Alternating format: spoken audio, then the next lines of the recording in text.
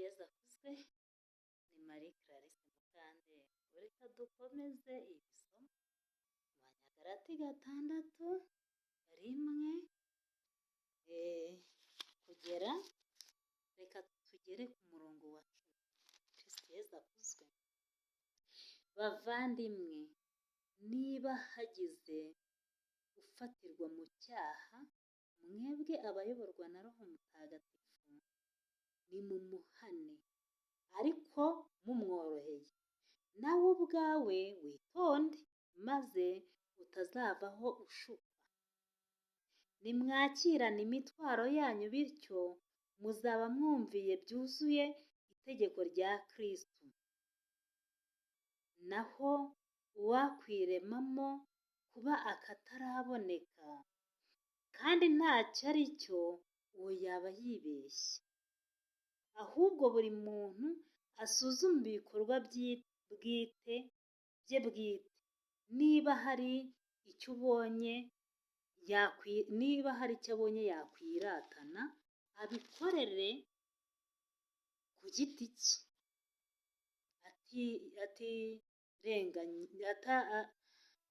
atigereranya n'abandi, kuko buri wese azitwarira uwe muzigo.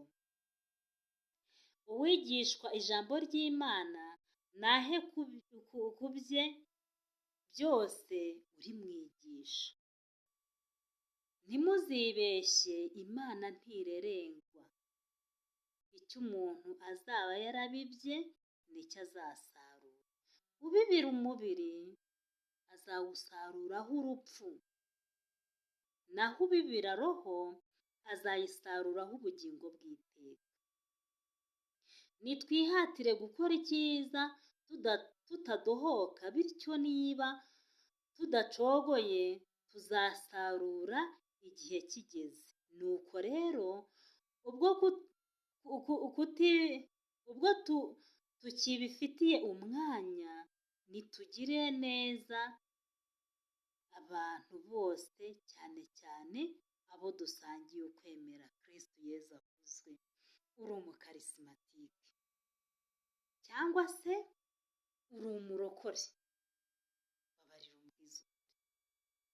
Ese uyu munsi wa none niba ubonyeho mugenzi wawe akantu katari keza, ugira gutya ukamwereka umuvandimwe wawe w'umukarisimatike kugira ngo umufatikanye gusenga?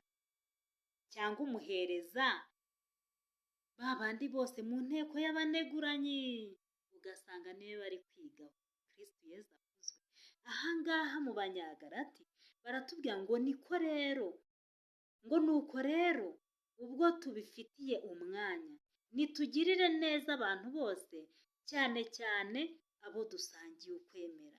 Ntabwo nkubwiye ngo uzagirire nabi mugenzi wawe, ntabwo nkubwiye ngo uzagire ute, ariko niba hari umuntu uzi mudafitanye isano y'ukwemera Yezu Kristo, niba umuntu w'umusambanyi amenyana n'umusambanyi mugenzi we, nta kindi kintu kibaye, ni ukuvuga ngo shitani iri hagati yabo igira gutya ikabakurura, bagakururana, bikarangira umwe amenye yuko uwo muntu agendera muri iyo gahunda, ugasanga arabimubajije.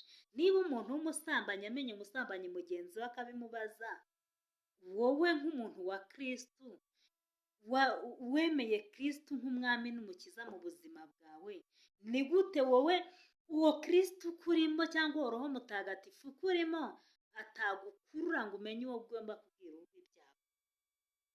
Abantu bose si beza, hari urimo Roho Mutagatifu, hari n'utarimo Roho Mutagatifu, ubyemere cyangwa ubyange. Niyo mpamvu rero niba uganiriye na mugenzi wawe, ngiye buriya ukuntu ntenge Mukandengo Marie Clarisse, iyo umbwiye ikibazo cyawe, iyo ugize gutya ukambwira uti bimeze gutya, bintusha ku mutima.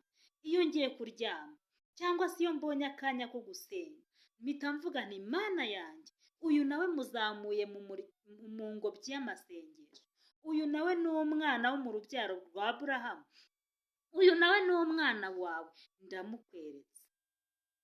Ni ukuvuga ngo icyo gihe niba uwo muntu shitani yari yashatse kumugotagota, weho ubwawe umuzamuye mu ngobyi y'amasengesho, nk'umuntu muhuje ukwemera, musangiye ukwemera. Ariko numufata ukamuta ku karubanda mu nteko y'abaneguranye, birarangira wa muntu ahindutse igikinisho, arahinduka igikinisho cya sekibi, imukinisha uko yishakiye. Niyo mpamvu rero niba ufite umuntu w'umugabo unywa inzoga, niba ufite umuntu w'umugabo ujya mu busambanyi, niba ufite umugore ujya mu busambanyi, niba ufite umugabo ujya mu busambanyi, ujye uhora usenga, usaba Imana nawe umusabira, kubera yuko muri we yabaye imbata ya sekibi, umubiri we wabaye indiri ya sekibi. Nta kintu ushobora gukora ngo umuhindureho, nta kintu ushobora gukora ngo ubimukuremo. Niyo mpamvu icyo wakora cyose ntacyo.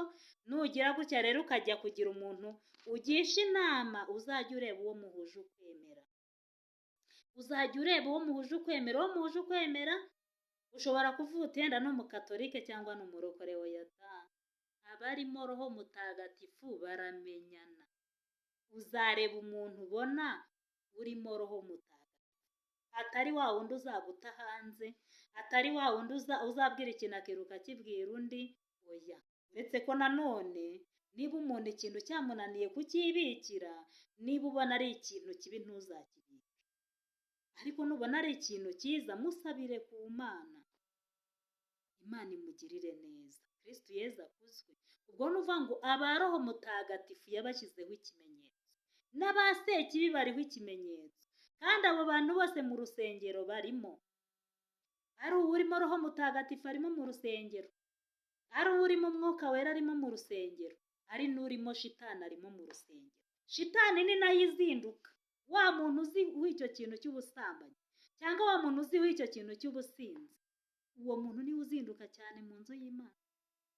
Ariko kandi kubw'uwo akorera, hari igihe asohoka wamubaza n'isomo basomye ntarimenye, hari n'igihe wamubaza uti se basomye iki ntamenye ibyo ari byo. Kubera iki?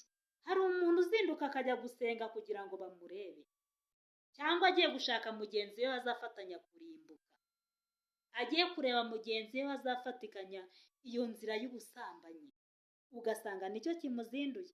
Niyo mpamvu rero ukwemera mbabwiye ko ari roho mutagatifu. Ufite roho mutagatifu ntuzabone padiri cyangwa masera ngo uvuge ngo uyu nguyu ni umukirisitu, ngo uyu nguyu arimo roho mutagatifu. Reka reka, nuva urimo roho mutagatifu, roho mutagatifu ubwe niwe uzamuguhishurira. Kuba yambaye ibishura, kuba yambaye ivara, ntabwo bivuga ko ari intungane. Intungane uzayibwirwa na roho mutagatifu. Nizakubwira ngo uyu muntu ni umukirisitu cyangwa ni umupagani, uyu muntu niwe uzakubwira ngo uyu muntu murimo. Ntabwo mu by'ukuri ari urimo iyo ndiri y'abadayimoni. Ntihazagire uwishuka rero ngo mu bapadiri ntihabamo abasinzi, ntihazagire uwishuka ngo ntihabamo abasambanyi, ntihazagire uwishuka ngo ntibagendera muri ibi. Reka reka, nabo ni abantu, ibitubaho nabo bibabamo. Noneho bo bagira na karande y'umwihariko y'ibikomere. Nuvuga ngo mugenzi iyo amugiriye nabi abika ku mutima, kubwo ko wenda reba ati nimbiganiriza abandi birajya hanze, kuko akenshi abantu babaye mu bihaye Imana nta banga bagira. Ni ukuvuga ngo rero niba atagira ibanga, urakimubitsa nawe akibitsa undi, gutyo usange witaye hanze ku karubanda. Iyo rero ubonye ari uko bimeze, ubibika ku mutima. Wamara kubibika ku mutima rero, ugasanga uheranywe na bya bikomere, bikarangira uhuye n'ikibazo. Kristo Yezu akuzwe. Ndi Marie Clarisse Mukantengo. Ariko dusenge, dusabirane, umenye uwo ugomba kuganiriza ibyawe n'uwo utabiganiriza, kuko roho mutagatifu niwe uzaguhishurira, akubwira ati genda uganirize mugenzi wawe, uyu nguyu araguhumuriza cyangwa se aragufasha muri ubu buryo. Ubundi rero nibirangira nawe ubone gufata inzira yawe. Irinde rero ubusinzi, irinde ubusambanyi.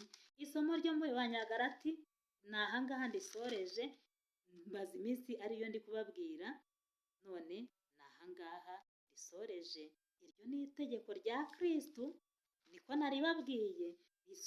Ahangaha niho bavuga ngo nuko rero ubwo tukibifitiye umwanya, nitugirire neza abantu bose, cyane cyane abo dusangiye ukwemera.